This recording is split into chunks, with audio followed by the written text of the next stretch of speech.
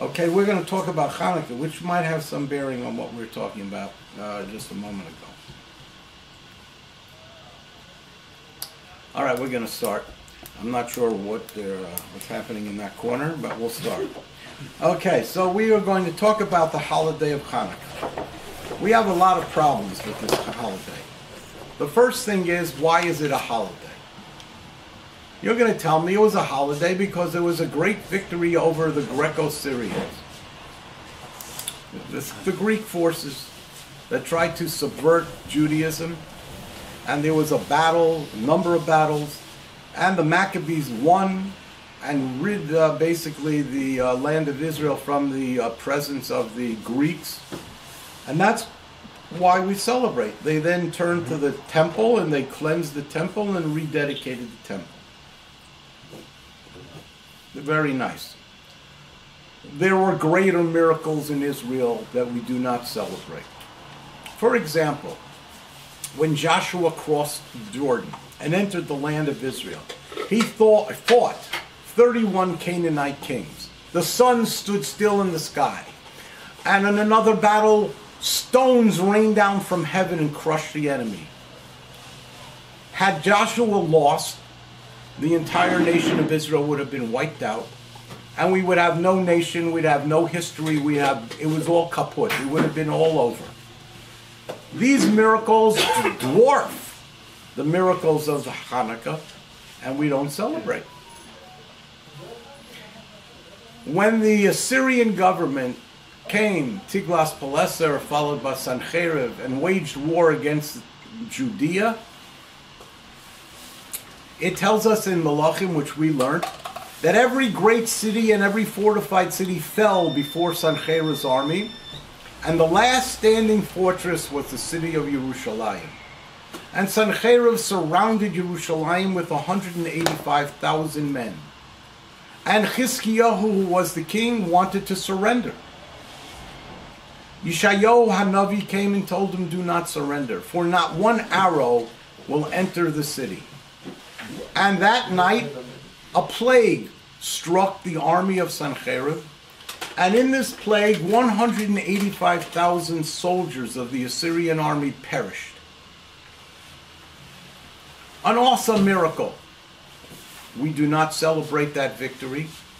Had Sancherib defeated Jerusalem, conquered Yerushalayim, there would be 12 lost tribes, because the Assyrians took 10 tribes into the diaspora, and we have 10 lost tribes.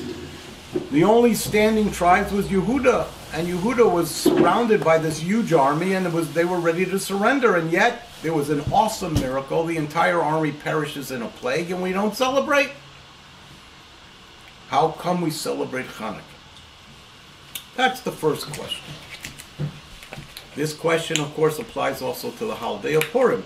But since we're facing Hanukkah, we'll talk about Hanukkah and not Purim. Okay? Now, that's question number one. Question number two. If one studies the events of Hanukkah, by the way, the events of Hanukkah were written down for posterity in two places. One is in the book of Maccabees, and the second is in the history that Josephus wrote of the Jewish people. The book of Maccabees was not included in the canon. It's not part of the Kitvei HaKodesh. It's not part of our Bible. And in fact, it was lost to Jewish history because we did not perpetuate it. Who perpetuated the book of Maccabees? The Christian church. They made it part, at least in some dialects of Christianity, it's made part of the canon. But the Jewish people didn't. The only way we know of the book of Maccabees is from the church, when the church preserved it in Greek, and then it was translated back into Hebrew. It was written in Hebrew. The second place is in the book of Josephus, the history of the Jews. But Josephus was considered a traitor, and his works too were not perpetuated by the Jewish people. Again, the church perpetuated Josephus. And if not for the church, we would know none of the details of the story of Hanukkah, except what the Gemara says. And the Gemara, which is from the Megillas Tanis, says that the Maccabees Matisyahu and his sons defeated the Yevonim, and they came into the temple, and they found this flask of oil, and it lasted for 8 days, etc., etc. What was the purpose of the church perpetuating? The church believed it was holy, that it was a war, a miraculous war, and therefore it should be perpetuated. The Jews believed, yes, it was a miraculous war, but there were reasons why it wasn't perpetuated. Number one, the Hashmonaim, the priests, usurped the Malchus. They became kings, which is against the halacha, and therefore we didn't really, follow the whole story. We'll get a little bit into that more in detail. But anyway, in the book of Maccabees, the story of Hanukkah that we celebrate ends in the 4th chapter. There are another 10 chapters that go on. In those 10 chapters, all of the sons of Matisyahu, who are named, and we wouldn't even know their names, because if you read the Alanisim, it says Bimei Matisyahu Bonov, and his sons. We don't know their names. We know their names from the book of Maccabees or from Josephus. Josephus drew it from the book of Maccabees. So, we don't know their names. We don't know the story.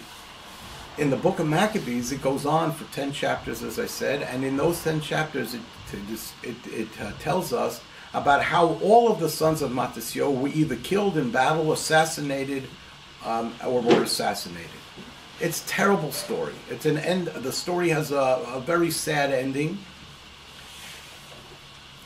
The Ramban in Chumash, on his interpretation of his parish on the Chumash, in the pasuk that says Lo Yasur Shevet Mi Yehuda, that the scepter shall not be removed from Judah, tells us there that the Hashmonaim, Afal Pi, even though they were Chasidei Elyon, tremendously pious people, She'imoleihem Nishtaka HaTorah v'HaMitzvahs for Yisrael. Were it not for the Hashmonaim, the Torah and the mitzvahs would have been forgotten from Israel. We would have assimilated into the Greek culture and would have been lost. The Torah and the mitzvahs would have been lost. Even though they were such pious people who saved the Torah and saved our performance of mitzvahs, whoever says that he is a descendant from the house of the Hashmonaim is either a slave, an Edomite, or he's just not telling you the truth. Why? Because Hortus, Herod, who we call Hortus HaRasha, and which history calls Herod the Great, quite an anomaly, Hortus was married into the Hashmonai family, which were the kings at the time, and then he killed out everybody from the house of the Hashmonaim because he was a madman who thought they were all scheming to eliminate him and replace him, and so he killed everyone. Anyway, so says the Ramban, why did this happen to them? Because they usurped the Malchus. They made themselves king, and they were not allowed to be kings, because Yaakov Avinu said that the scepter will not be removed from Judah, that only from the tribe of Yehuda can there be kings. So anyway, if you study the story of Hanukkah in its entirety, you see that the Jewish people in our celebration of Hanukkah cut the story short. And we celebrate the dedication of the temple, and we don't even know, or we don't even tell each other, and there's no record in our classical Jewish sources that would tell us the tragic end of the Hashmonai family, that they're all killed. Why do we stop a story in midstream? Why do we celebrate something that has such a tragic ending? Okay, that's the second question. The third question. We celebrate the nace of the flask of oil because when the Hashmonaim, which were the priestly family, and their warriors entered the temple compound, they searched for a flask of pure oil, and lo and behold, they found one little flask that had a small amount of oil that could have lasted for 1 day. And lo and behold, they kindled the menorah with this little oil, and it lasted for 8 days. So, let me ask you a question. What did they think when they lit the candles, or they lit the menorah? They thought it was going to last for 1 day. What was going to happen the next day? When Shlomo built the Beis HaMikdash, he didn't consecrate it until he finished the entire project, when everything was set and ready to go. He didn't offer sacrifices one day and then wait till the rest of the Beis HaMikdash got finished. He didn't light the menorah one time and then wait for more oil to arrive. He gathered everything completely ready to go. Same thing Moshe when he erected the Mishkan. Everything was set to go. Vayhi kechalos. When it was all finished and ready, then he dedicated the Mishkan. When Shlomo was finished with everything, then he dedicated the temple. What's with the Chashmonoim? They wanted to burn one night of oil and then the next day they'd run out of pure oil. What would they do? Use impure oil? Rabbi. Yeah. Tuma b'tzibur? Yeah, well, that's the next question. The next question is, why did they have to find a flask of pure oil? We have a proposition, a halacha, that tumah is hutra b'tzibur. What does that mean? That means when the entire community, when the Rabbi is tameh, how do we get back to a state of purity? Everybody's tameh. So the Gemara says, when everybody's tameh, when the majority of Israel is tameh, tumah hutra b'tzibur, the laws of tumah and tahara, of purity and impurity, are suspended. It's a bootstrap operation. Basically, when everybody's tameh, nobody's tameh, and you go forward and you start over again. So if tumah hutra b'tzibur, then so what? Why would even looking for the oil, the pure oil? They don't need pure oil. All the impure oil would have been fine, just tumah hutra b'tzibur. And more problematic is who led the revolt? The Chashmonoim, the Kohanim. The Kohanim led the revolt.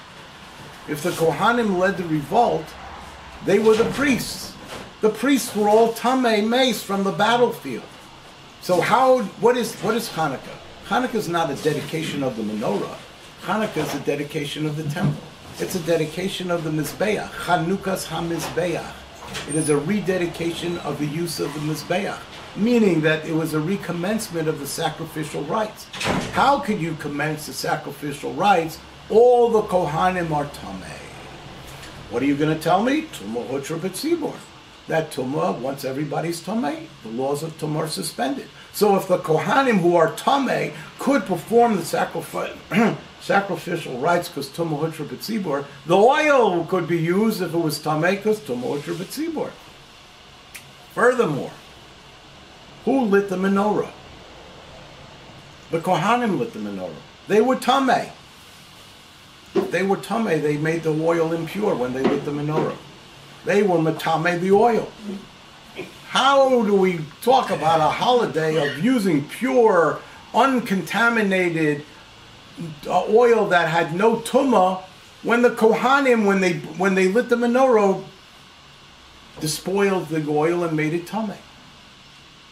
So there are some who want to say that they used this tremendously long pole and they had a torch at the end of the pole and they stuck it through the walls of the hallways of the Beis HaMikdash, somehow got to the menorah and lit it. It's absurd. But okay, what's going on? So we have those questions. Now we, excuse me? All right. It's the rockets. Rockets, yes. Where there are rockets where? Here, maybe from Gaza. In where? Gaza. In Gaza. Okay, Mitzvah Hashem, they don't hit anybody. Except themselves.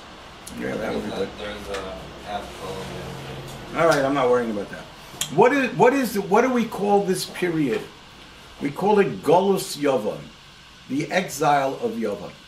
Nobody was exiled. Everybody was still in the land. Yeah, we fought a war in the land, but we were not exiled. Why is it called a Golus? Golus, by definition, means exile. The next question is, how did the Greek culture gain such prominence in Israel that it entered the mindset of our people to the extent that at the time of the Hashmonoi revolt, the majority of the Jewish people were Hellenists. I read an answer by Rabbi. He says that when Nevuas disappeared, philosophy came in. All right. Well, we'll get there. We'll talk about it. But what I'm going to tell you is one answer that's going to answer all of these questions. So ask Rob Sherky the other 7 questions that I've asked and see if he puts it together the same way I did. Anyway, how is it that they gained entry into the mindset of the Jewish people that the majority of our people became Hellenists? That's the 7th question. The 8th question is, there's a story in Book of Maccabees, chapter 2. After Mattathias started the revolt. By the way, how did he start the revolt? The Greco-Syrian armies occupied Jerusalem and began to pass laws suppressing the observance of the Torah. Mattathias, whose family were Kohanim, fled Jerusalem in the face of these oppressive laws and went to a little village called Modi'in. And they thought they can stay there and, survive this oppressive period and, go back when it would end. But the Greco-Syrians pursued all Jewish factions and came to Modi'in, and they set up an altar and they put a pig on the altar, and they called for volunteers to offer this sacrifice to their gods. And since Mattathias was now the most prominent resident or citizen of Modi'in, they invited him to come up to the altar and offer the sacrifice. And he adamantly refused. They promised him glory and riches and this. He said, no, no, no, no. A Jew in the crowd rushes forward, seeking to curry favor in the eyes of the Greco-Syrian forces. He steps up to the altar. He gets ready to offer the sacrifice. Mattathias draws a sword and kills him on the spot. No due process, no warning, no court procedure, slays him on the spot. Okay. He was a Chilul Hashem, and he took up, like it says in the Pasuk, Vayikane Mattathias, in the sentence in the book of Maccabees that records this event. It says, Vayikane Mattathias kina gedola. Mattathias was moved by a zealous force, kepinchas aviv, like his elder Zaidi way back in the time of the Chumash, Pinchas, who slew Zimri and Cosby when they too made a Chilul Hashem. He considered what this Jew was about to do to be a desecration of God's name, and so he slew him on the spot. And he pronounced Mila Hashem Elai, who is for God, who supports Hashem in his Torah, gather about me, and he started his revolt. At the same time that Mattathias fled from before the oppressive Syrian laws that were enacted, the Greco-Syrian laws that were enacted, a band of 1,000 Jews fled Jerusalem and went to live in the caves around Qumran by the Dead Sea, near the Dead Sea area. Wind of what they did reaches the Greeks. Let's just call them the Greeks, so I don't have to keep saying the Greco-Syrians. Why do I say Greco-Syrians? Because the Greek Empire was divided up at that time after Alexander's death. But anyway, the Greeks pursued those 1,000 Jews and came upon them in their fortified position in the caves in the mountainsides. And they decided to attack on Shabbos. And the book of Maccabees records that the Jews in these caves refused to fight on Shabbos. And so the Greeks did fight on Shabbos, and they killed the men, women, children. They wiped out the whole entire 1,000 people. When news of this event reaches Mattathias and his camp where he's gathering his rebel force, he calls a council of the leaders, and he says, listen, we cannot do this anymore. If we refuse to fight on Shabbos, then the enemy is going to attack us every time on Shabbos, and we'll be wiped out. So from henceforth, from today onward, we will fight on Shabbos. Now, those who deny Torah min hashemayim raise this as proof that the rabbis instituted at that time the v'chai b'hem, that we need to live by the precepts of the Torah and not die by the precepts of the Torah. This was not given to Moshe Rabbeinu at Har Sinai. This was invented by the rabbis during the Maccabee revolt. And that's what it seems to be from the second book of Maccabees, from the second chapter in the book of Maccabees. The Chaibachem is within the Chumash. Yes. So how could they change it? They didn't change it. They No, said how that's could what they it say means. How could they say They were interpreting it to mean okay. that you have to live by all the precepts of the Torah except for the 3 cardinal sins. Okay. This seems to be proof. This is to be proof to their position. How does a Torah authentic Jew who believes that this was given to Moshe at Har Sinai, how does he understand this chapter in the book of Maccabees? Another question. The Ramban says, as I mentioned before, on the Pasuk Lo Yosur Shevet Mi Yehuda, that the scepter shall not be removed from Yehuda, that the Maccabees violated that Tzavos Hazaken, the last testament of Yaakov Avinu. They usurped the Malchus, and therefore ultimately they became Sadducees, and ultimately they were killed by Hortus, by Herod. How do we understand that such great tzaddikim that saved the Torah failed to follow that precept, failed to follow that Yaakov Avinu, as the Ramban says, commanded his children not to allow the scepter to be removed from Yehuda? They knew the Chumash, they knew the Pasuk. Why did they violate that Pasuk? Why did they violate that command of Yaakov Avinu? Could we say Horat Shah? Yeah, we could say Horat Shah. We will say Horat Shah, but we will define it a little bit more broadly. Finally, the 10th question.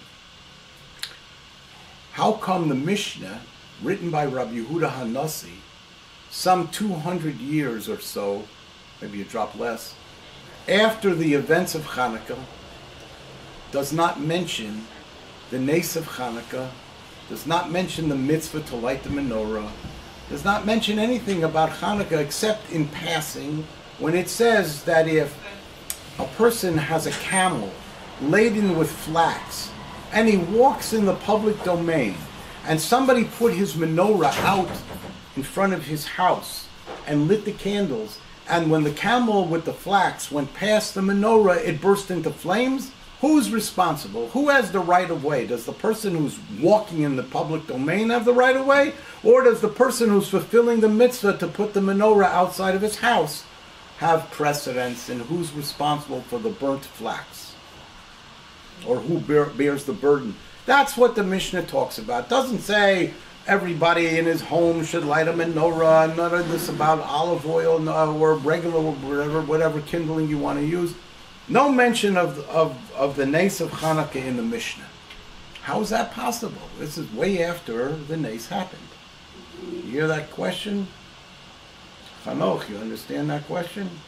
It's a powerful question. We have a whole Masechta about the holiday of Purim. Megillas, Masechtas Megillah.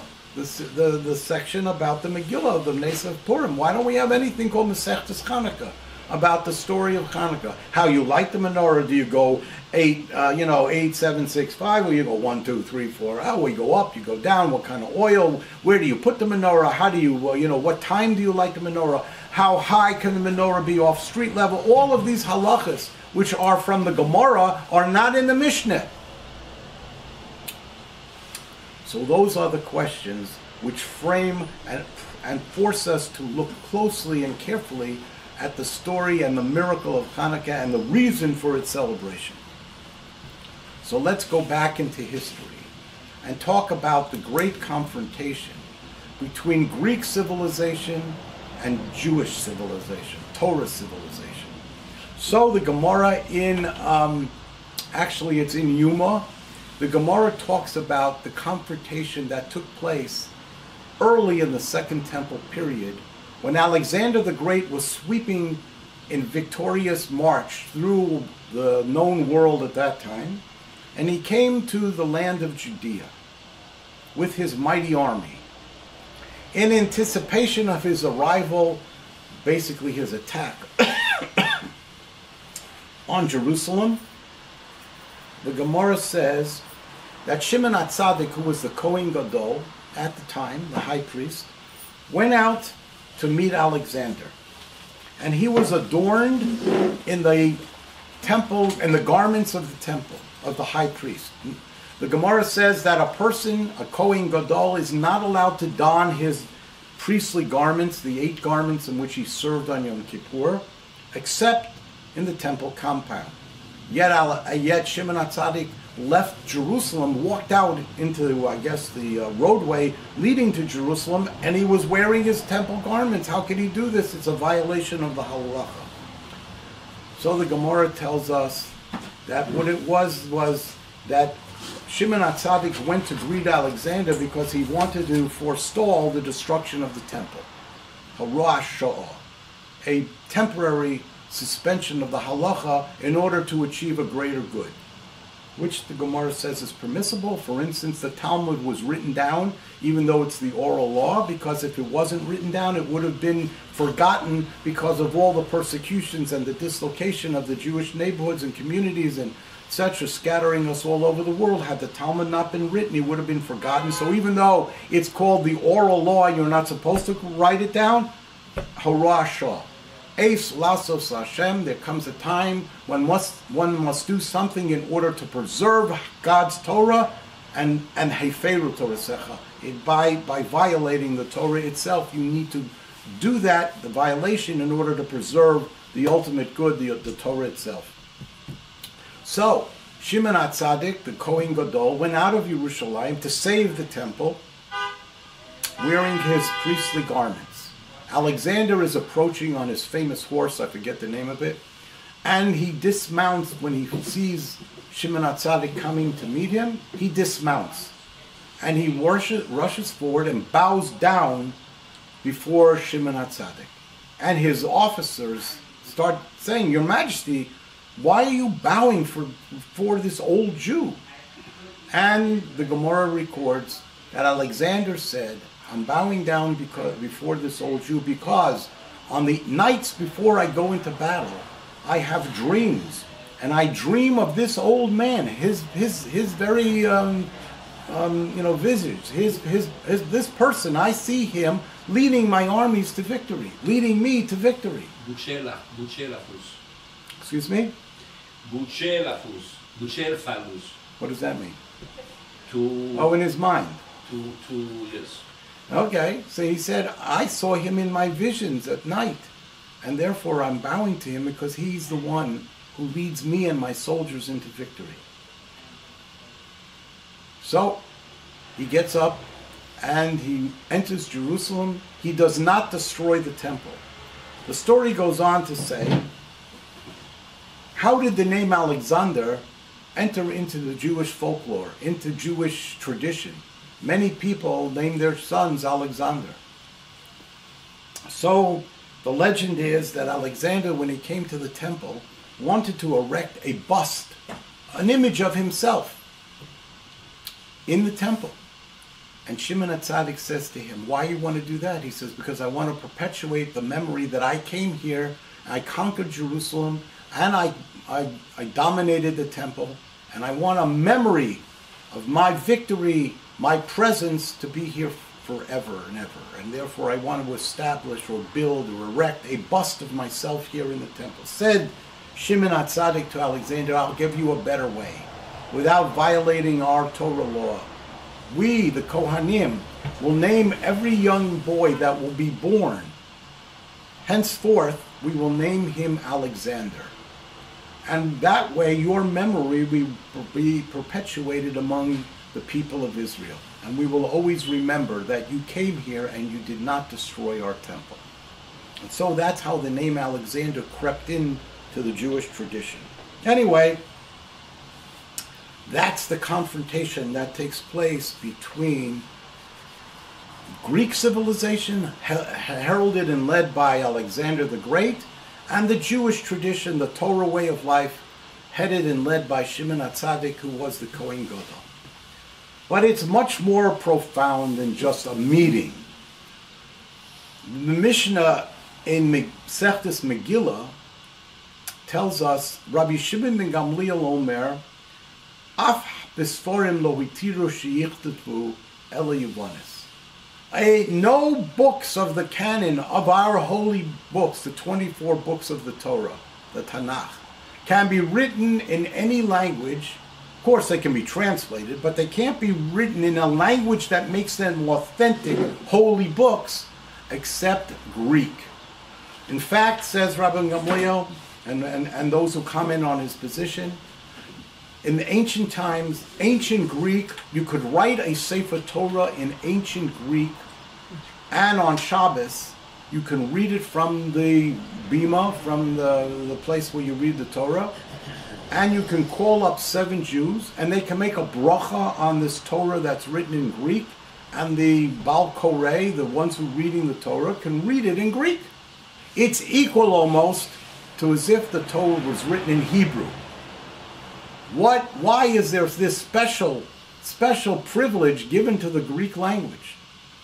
Says the Gemara, because it says Omar Kra, the pasuk says in Bereshit, Yaft Elokim leyefes, God will beautify Yefes, v'yishkon ba'ohel Shem, and he, Yefes, will dwell in the tents of shame. Who is Yefes? Yefes is the father of Yavon, of Greece. So the beauty of Greece will dwell in the tents of shame. Why? What for? What is this? The reason is that the Greeks were brilliant. They had great philosophers who probed the truths of the world, who searched for meaning, who did everything to such an extent was their brilliance that the Mishnah says in Avos, Chachma ba'goyim tamen. When you come across wisdom amongst the Gentiles, believe in it, trust in it, for their wisdom is true wisdom. And so, the Greek culture with its wisdom penetrated into Israel, and it was adored by the Chachamim, by the wise men of Israel, because it was a superior culture, a superior wisdom. Whenever any other tyrant or conqueror came to the land of Israel with their paganistic and idolatrous practices, we, the Jewish people, rejected them. We said to them, your gods are nothing. You may have conquered us, but we're not impressed by that, because power does not make right. And therefore, we rejected their entree into our mindset. But when the Greeks came, with their superior wisdom, they penetrated our mindset. And we embraced the wisdom of the Greeks, because we are a people of wisdom, a people of the book. And therefore, their wisdom had great influence and entered the mindset of Israel. But what happened? Along with that wisdom comes their immorality, their worship of the body, their gymnasiums where they had gladiators who fought to the death with lions.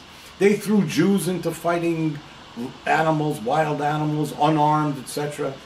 And so it soon became apparent that along with the wisdom of the Greeks, there were a lot of debasing, corrupting, immoral practices of the Greeks that undermined their wisdom, that came along with their wisdom. For their wisdom was not based on Torah, their wisdom was based on their human acumen. And human acumen has its limitations. And it does not produce absolute morality. Only the Torah stands for absolute morality. So anyway, ultimately the rabbis rejected the intrusion of the Greeks into the mindset of the Jews. Where does that line get drawn between adoring and embracing the wisdom of the Greeks and rejecting the practices, the immoral behavior of the Greeks? The battle lines are drawn at the holiday of Hanukkah. And that's what's happening when Matisyahu leads the revolt against the Greeks. He's revolting against the Hellenistic intrusion into the mindset of the Jew. And the battle lines are drawn, and it erupts into a physical war. Okay. Many Jews, we said before, were ensnared by this. And besides the fact that there was a lot of wisdom in the Greeks, they were powerful and they dominated us, and we could curry favor in their eyes by adopting their practices. So we were embracing Greek wisdom. Now the Greeks came in contact with Judaism. And Judaism told them, not only are your gods not powerful, they don't exist.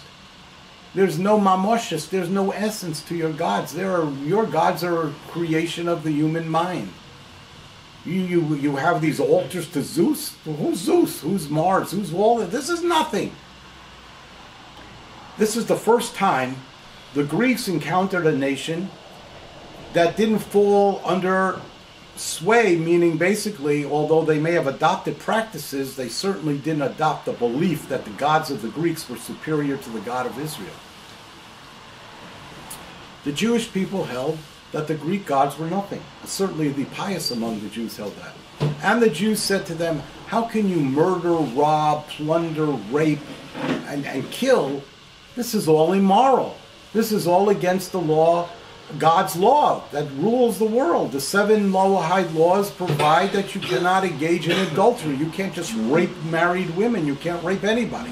You can't just kill. You're not allowed to kill. You can't just rob. You're not allowed to steal. Unless you're Hamas. What? Unless you're Hamas. Oh, yes. Well, we're not up to Hamas yet. We'll get there. But anyway, the Jewish people were threatening the Greeks. The Greeks never came across this kind of a moral presentation, this kind of a moral, authoritative argument. And they didn't know what to do. So while on one hand, the rabbis started to ban Greek influence and reading Greek books and studying in Greek language and doing anything that had to do with the Greeks in order to expunge their influence from our culture, the Greeks did the same thing. They started passing repressive laws to try to stamp out Judaism because they couldn't face the truth of Judaism in light of their historical practices of dominance, etc., what I said before. And so there was a clash not only on the battlefield, but there was a clash of philosophies between Judaism and between the Greek culture, and each culture decided to enact laws to protect itself. The Greeks became repressive against Judaism, and the Judaism sought to outlaw all study of Greek and its terrible messages because it led to immorality. And this is really the battle of Hanukkah.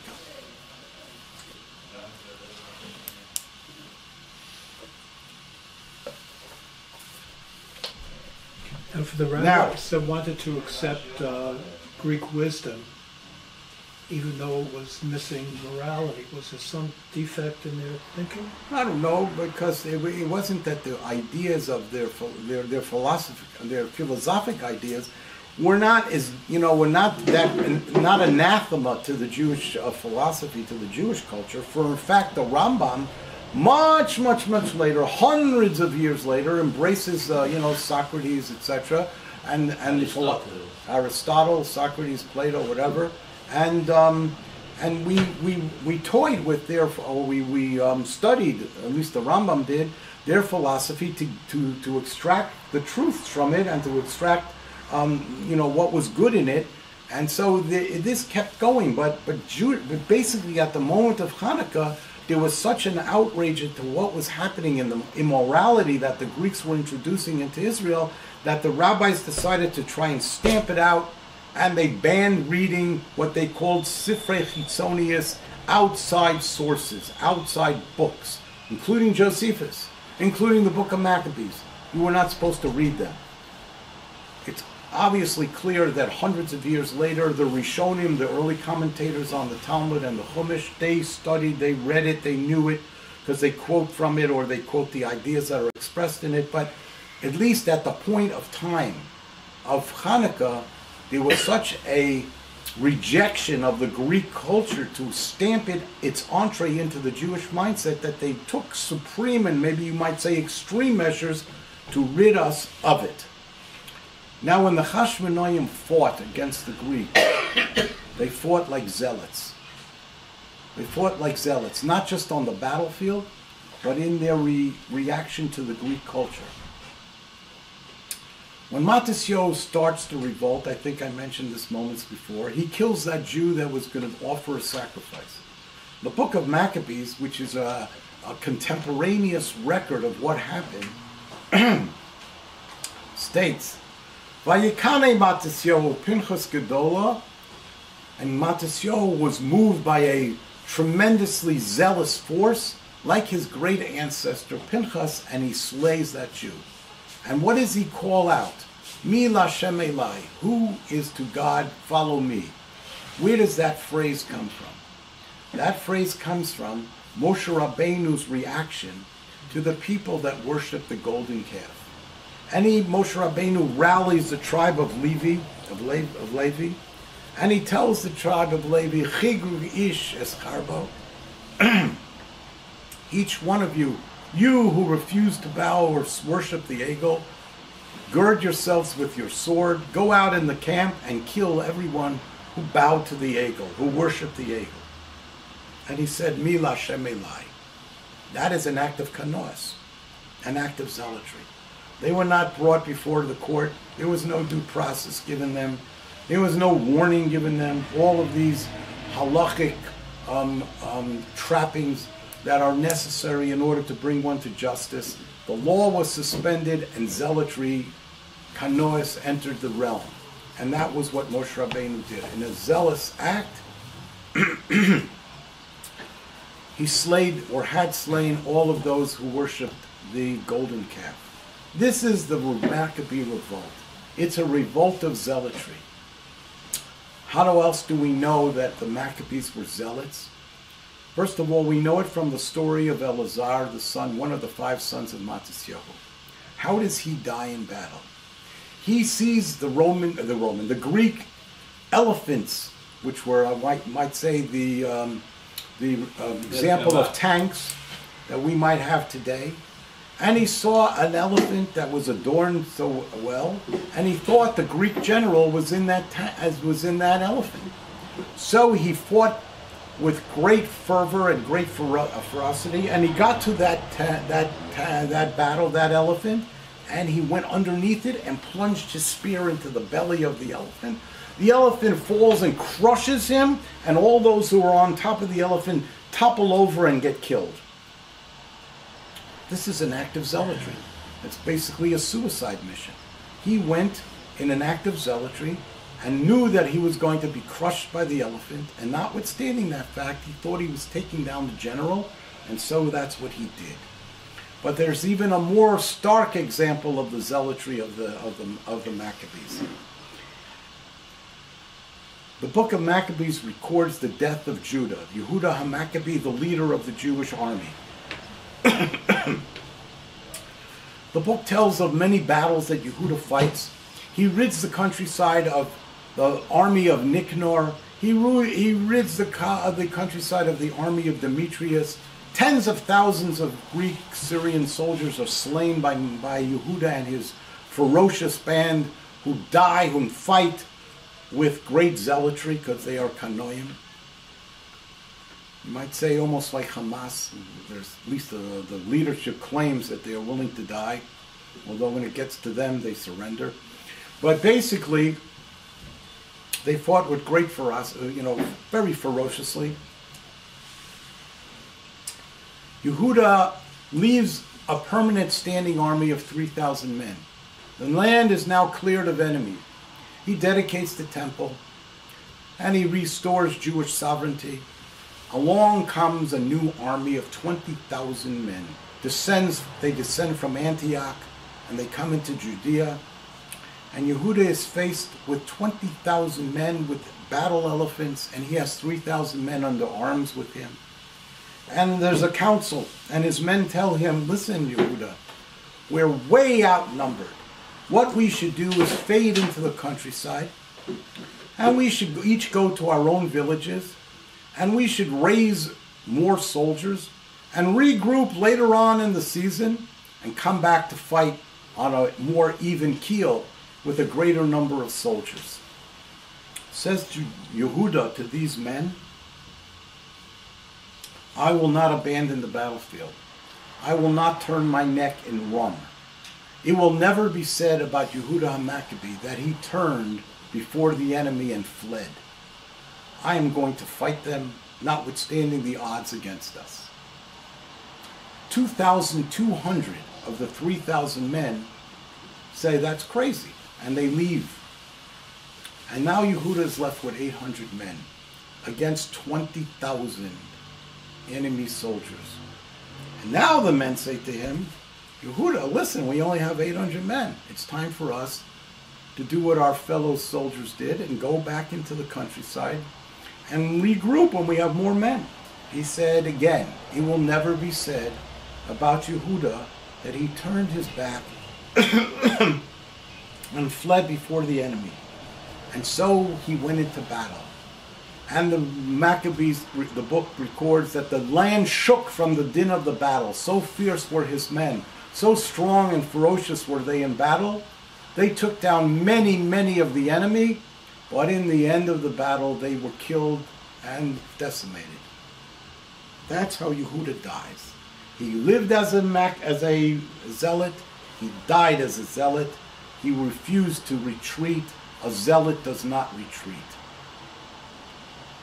So we now understand that the Hashmonaim fought the enemy as zealots, and therefore they usurped the Malchus. Therefore they took upon themselves to be the kings, because they said, listen, the majority of our people were Hellenists. We can't entrust the rule of our nation to anyone but those who are zealous, those who are fervent in the belief in God. By the way, before the enemy, before Matasio or before Yehuda and his men went into battle, they fasted, they prayed, they put on sackcloth, they did tshuva. They were tremendously pious people, and they fought like zealots.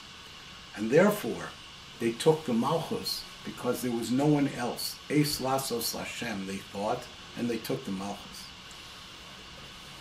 That's why the people in the cave wouldn't fight on Shabbos.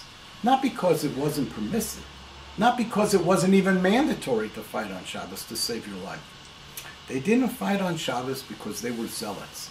We are not going to allow the infidel who's seeking to stamp out the practice of Shabbos from our faith, from our people, to win because they're going to force us to fight on Shabbos. We will die, and we will not fight on Shabbos even though it's permissible. We will go outside the boundaries of the law. This is Eis Lasos Lashem Heferu Terasecha. It is a moment where we must sacrifice ourselves to preserve Shabbos. What? Permissible or compulsive?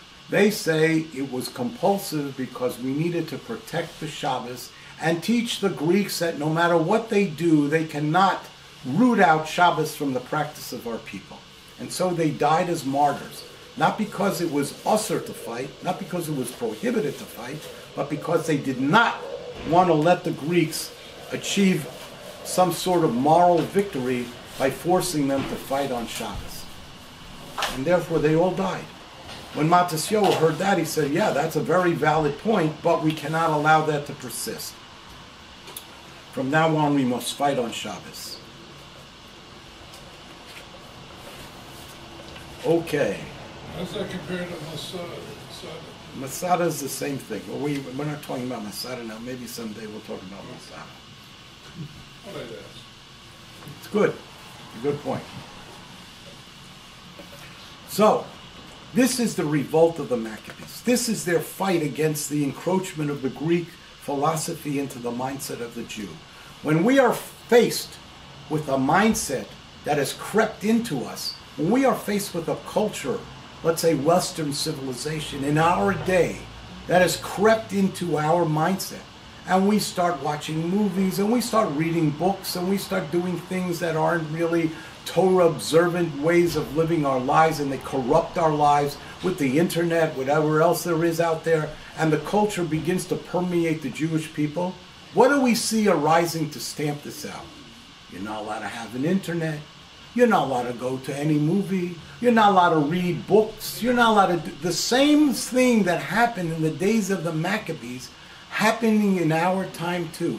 We see a reactionary reaction set in amongst our people, amongst our rabbis, in order to stamp out the insidious influence that is creeping into our society, which is corrupting our faith, which is corrupting our Torah, and therefore, just like the Maccabees stood with great zealotry against these inroads, so too say of the rabbis of our time and maybe even starting in the previous generation, we need to stamp out and root out this intrusion, corrupting intrusion into the mindset of the Jew. Now, what happens to the Maccabees? What happens to this philosophy of extreme reaction to the encroachment of the Gentile philosophy into our mindset? The Maccabees stand staunch. They are Chasidei Elyon, as the Ramban tells us. They are tremendously pious. And if not for them, the Torah would have been forgotten, and the mitzvahs would have been forgotten from Israel. But what happens? Disappear. They set themselves up as outside of normative halacha. They make themselves king when the halacha says Kohanim cannot be king. They make themselves king when the halacha says only from the tribe of Yehuda can one be king. They set themselves up as outside of the boundaries of halacha. We say, ace, there is a time that you can violate the Torah in order to preserve the Torah. But you cannot keep doing it. 1 generation, 2 generations, 3 generations, 4 generations, 5 generations, 6 generations until Herod arises and wipes out the family of the Hashmonaim. During those 6 generations, the Hashmonaim transition from zealots and from fervent Jewish halachis, we might call it, into tzedukim.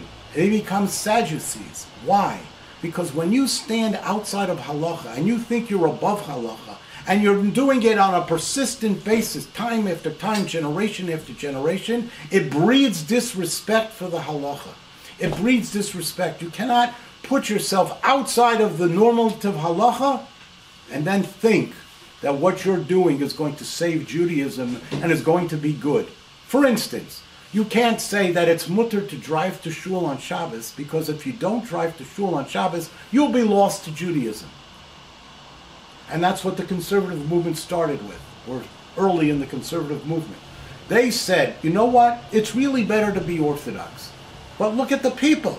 The people are not Orthodox. They've assimilated in this country, where conservative Judaism arose in the United States. They said the American Jewish scene is that the people have abandoned Torah observance. And if we don't draw them to the synagogue on Saturday, on Shabbos, they'll be totally lost to Judaism. Therefore, there comes a time when we have to say it's permissible to drive on Shabbos, even though the halacha says no, because we want to preserve them for Judaism. But you can't do that over and over again, because then you breed disrespect for Torah Judaism, and ultimately you corrupt Torah Judaism, and ultimately look what happens to the conservative movement. It's fading from the Jewish scene as its whole movement is collapsing, because they stood outside the parameters of halacha, outside the parameters of Torah. But that is specifically what happened to the Hashmonaim. What? But we praise them. We praise the Hashmonaim for what they did at the time that they did it. But 6 generations down... But we don't say this. Yes, that's what the Ramban says. The Ramban says because they, even though they were Chasidei Elyon, and they saved the Torah and the mitzvahs, ultimately they became tzedukim, and ultimately Hordes wiped them all out. 90% of our Jews don't know. I don't know what they know, what they don't know. This is what we need to teach them. This is the message of Hanukkah. The message of, one of the primary messages of Hanukkah. We started off by asking, why is Hanukkah a holiday? The answer is, Hanukkah is a holiday to teach us how to preserve Judaism in a moment or at a time when the Gentile culture has permeated the Jewish mindset and is corrupting the Jewish people. We need to react like the Hashmonaim reacted with zealotry. And therefore, we say, do not do these things. Do not have internet. Do not have the smartphones. Do not have computers that can surf the web. Do not do all these things, because they will corrupt Judaism. They will corrupt the Torah way of life. So that is the initial reaction of the rabbis in the time of the Hashmonaim, ultimately. And it is also the reaction of the rabbis in our time. What is the problem? The problem is what we said before, that if you start heaping chumras upon chumras upon chumras, and all you want to do this is a blasphemous statement by me, but here it is. No, it's there. The rabbis have decided to sap all joy out of life. Whenever something becomes joyous, when you want to go to a baseball game, when you want to go to a football game, when you want to do something that, you want to have a barbecue on Sunday in the park, that's Bittul Torah, that's not this, that's that, that's worshiping the athletes, that's doing, making all these chumras to prevent us from doing what we think is mutar, but is joyful, but it wastes time, it takes us away from Torah, that all becomes usher. That's what's happening in our day, and that's what happened in the days of the Chashmonaim, of subsequent generations, of Hasmonean kings. And therefore, it bred disrespect for halacha, and ultimately they became Sadducees. So we need to understand that the reaction to prevent and stamp out intrusion into our mindset is to react with zealotry. But we have to be very, very cautious. We cannot overdo it. And certainly we cannot persist in doing it year after year after year after generation, because if we do that, we breed disrespect for the halacha. And we find that among ourselves.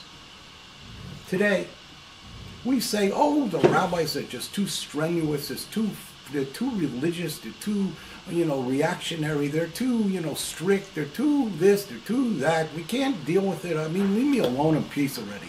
But that's what we say. The answer to that is that we have to be super cautious not to reject the teachings of the rabbis, and on the other hand, the rabbis have to be super cautious not to enact or decree things that the tzibur cannot tolerate. The Gemara says that any decree of the rabbis, she'ein rov hatzibur yochol lamed ba, if the majority of the Jewish people, the frum world, the Torah-observant Jew, cannot abide by that decree, it's too onerous and too strenuous, it falls to the wayside. The rabbis do not have the power to invoke or to impose a gezerah she'ein rov hatzibur yochol lamed ba. And therefore, this holiday of Hanukkah is teaching us that there is a tension, a struggle in the mind of Judaism, in the mind of our people, in the mind of our public, and in the mind of our teachers and rabbis. There needs to be a common ground find. There needs to be somewhere that is not overly onerous and not lax. Because if it's lax, we will be consumed by the culture of the Gentile. If it's over onerous, we will reject it. And therefore, this is the ultimate lesson of Hanukkah. This is why Hanukkah is a holiday. This basic essay or lecture will answer all of the questions. We asked why Hanukkah is a holiday, we just answered that. We asked why the Chashmonaim would not use the pure oil when they themselves were tameh. They could have used the pure oil, impure oil. They could have used impure oil. The answer is they were zealots. They are not going to use the oil that the infidel pagan idolator contaminated. Yes, I personally am tameh, but I'm a Jew and I'm an observant Jew. And tumah is hutra b'tzibur. Tumah is permissible when the majority of the people are tameh. But the oil? No way I'm using that contaminated, disgusting oil that was despoiled by idolators and pagans. We asked, what else did we ask? Let's go back over the questions. We asked, so we answered two of the questions for sure. Let's go over the questions and let's wrap it up. How did the Greek culture gain such entry into the Jewish mindset? Just because we adored the Greek culture. It was a culture based on wisdom. What happened? Along with the wisdom came the corrupting immoral influences, and therefore the rabbis decided to stamp it out. Why is the period of the Greeks called a golus, a diaspora? For there is no more undermining diaspora. There's no more corrupting diaspora than when the culture of the Gentile enters into the Jewish heart and into the Jewish mind. Excuse me one second. Hi, I'm in the middle of teaching. Bye. Don't be more religious with God. So we said, how come it's called a period of Golus Yavon? Because the Jew was disconnected from his source, from the Torah, and that is the most terrible of all possible diasporas. We asked, why did they use that oil when they themselves were contaminated? We answered that question. They were zealots. They weren't going to use that. We asked, why do we stop the story in midstream and not tell the rest of the story?